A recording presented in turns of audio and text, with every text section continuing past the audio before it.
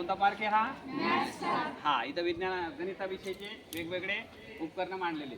आता आपला भूमितीमध्ये भाग 2 मध्ये, गणिताच्या भाग 2 मध्ये आपल्याला पहिल्याच प्रकरणामध्ये प्रमाणाचे मूलभूत प्रमेय आहे. तर या प्रमाणाच्या मूलभूत प्रमेयामध्ये मी तुम्हाला जसं वर्गामध्ये सांगितलं की त्रिकोणाच्या एका बाजूला समांतर असणारी रेषा ही त्रिकोणाच्या इतर दोन बाजूंना, ही एक बाजू ही एक बाजू, दोन भिन्न बिंदू छेदत असतील. इथं डी मध्ये छेदायची, इथं कुठे छेदायची? ई मध्ये. तर ती रेषा त्या बाजूंना प्रमाणात विभागते.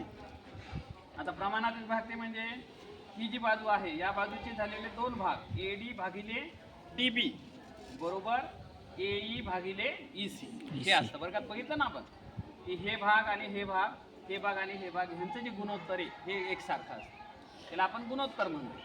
एई भागिले डीबी बरोबर एई भागिले ईसी. तर हे तुम्ही जर स्कॅन केलं इथलं स्कॅनर मोबाईलमध्ये